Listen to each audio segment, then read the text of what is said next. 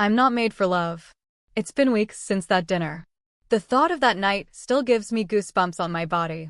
I don't even know how that thought even crossed my mind. Every time I brushed it off and continued doing my work. I had just settled in New York and started to get comfortable in my position with all the increased load of work, but my work increased even more as if God didn't want to have mercy on me. My boss is getting married, and that too less in 2 weeks. I had tons of work to do.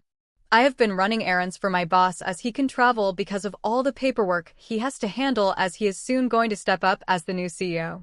Every time a big event or position switch takes place, it indirectly leads to lots of paperwork and an increase in pressure on every employee of the organization. I was not the only one who was facing a hard time, but my colleagues too. I signed heavily as I looked at the international airport. I was recently returning to New York from California. We have our main design office in California, and I had to come here to finalize the deal with our new merchant who is going to supply us with raw material for the next whole year. I had to wrap up the deal in 1 day, so I could leave the next day because lots of work was still waiting for me at our main headquarters in New York. I again sighed heavily looking at the big line to enter the airport. This place was crowded with lots of families, some going on a trip and some returning as it was the weekend. I mentally thanked myself because I had booked my return ticket before only, or else it would have become hard for me to go back today. All the tickets were pre-booked, so it was hard for me to book, but still, thankfully I got the ticket. I kept looking at all the family going on vacation. I soon need to take my mom and brother on vacation too. Now I can afford it as my salary has increased. I thought as a small happy smile played on my lips. "Miss, please move in," the airport security lady said to me, gesturing to me to go inside the security metal detecting machine. "We have to pass before entering the airport." It was my turn, so I nodded to her with a small smile and walked through it without wasting her time as lots of people were waiting behind me for their turn.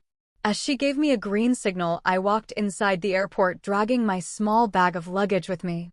My flight leaves in 2 hours, so I went to the waiting area, not wanting to stand for the whole 2 hours waiting for my flight. I moved my eyes in the whole crowded waiting area to find a vacant seat for me. Taking my luggage, I walked to the far end of the area to occupy the vacant seat. Reaching there, I put my luggage beside my seat and a scarf on my seat. I was about to take a seat when someone occupied it, making me gasp as someone snatched my seat from me. How rude! Didn't he see that I'm standing on the side of a vacant seat, and I even put my scarf on it as an indication the seat is occupied? But he ignored it and even tossed the scarf on the floor and occupied my seat. With annoyed eyes, I looked at the person. He was wearing a dark blue suit which looked almost black. The suit looked quite expansive. I recognized it as I had seen my boss wearing the same brand of suits. His dark brown hair was neatly combed. Not even a single hair was out of its place. His eyes were hiding behind his sunglasses, and he was furiously talking on his cell phone, as if he was threatening the person with whom he was conversing. He was seated as if he was the king. Even his posture was giving off a vibe of arrogance. He completely ignored my presence. I was about to tap him on his shoulder to get his attention, but his voice made me flinch a little bit, making me curl my fingers and take my hand back. "I don't want to hear any lame reason. Only because of you I'm in this kind of situation. Didn't I warn you before? One mistake and you are fired? Don't show me your face again," he barked in his manly, mad, angry voice. Even his voice sounded so rude. He must be some rich snob who thinks he is almighty and all the people are beneath his feet. I hate this kind of person. "Excuse me, please get up from the seat," I said in a stern voice, but still not leaving my politeness. He still didn't look in my way and continued barking on the phone as if he was still not done with that poor person on the receiving end. "Excuse me, get up this time," I said less politely to get his attention. He lifted his head and looked at me for a split of seconds, and then looked away, ignoring me. It made me look at him with more annoying eyes. My legs were already aching because of standing in a long line, and now he was making things hard.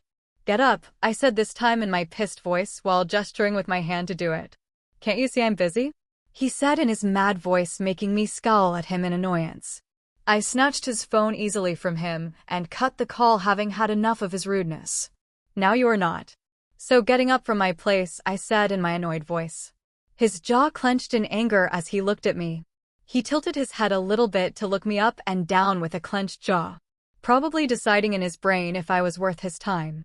I adjusted my specs properly on the bridge of my nose and glared back at him. And looked at the seat he was seating. Your place. I don't see your name written over here or unless this airport belongs to you, he said in a mocking tone with a clenched jaw. His words made me mad, but I controlled it by curling my fingers over his cell phone. Yes, my place. I had put my scarf on it so it was taken, but you threw it on the floor and took my seat, I said in an annoyed tone. Listening to me, he looked at me for a second and then chuckled in mockery. Listen, mister, get up from the seat while I'm asking you nicely, I said with a tight warning smile while folding my hands over my chest. I saw his head tilting towards my chest as he stared at them. Eyes up here, I said in the same warning tone. I saw him clenching his jaw as he heard me, but before he could open his mouth his phone started ringing. He stood up and immediately a strong manly scent entered my nose. He straightened his suit while doing its upper buttons, still looking at me with a clenched jaw. I have seen much better things in my life, and trust me, you don't come in that. Lisa said, I'm a busy man. I don't waste my time on pretty fights like this. So enjoy this seat to your fullest, because you don't have any better things to do in your life, he said with a mockery flowing in his every word. I was about to answer him back, but he snatched his phone from my hand and walked out from there like he was doing a big favor to me by giving me back my seat. Saying that, he walked out with arrogance dripping on the floor with each step he took. I just kept staring at his hard back. If glares could kill the person, he would have turned into ashes till now. I huffed and took the seat, still glaring in his direction. Even though I got the seat, his words sting me. He thinks he is the kind who runs the world. How stupid of him to think like that. Such a jerk face, I whisper under my breath while rolling my eyes. I would never want to see his arrogant face again. I took out my cell phone to distract myself from the stupid fight I just had. I sat there for a good amount of time until I saw an older woman searching for a seat. I offered her mine and she took it while thanking me. After that, I went to search for a coffee house to get tired out of my body, and now it was almost time to board, so I went in with a ticket in my hand. I was searching for my window seat number in the second class. I especially booked the window seat as I like looking at clouds. My seat was in the middle of the last row. Making my way into the crowded plane, I reached my place excited to watch clouds, as it's the main part of riding a plane, but as I reached my seat it was already occupied by a certain familiar figure. God, not again.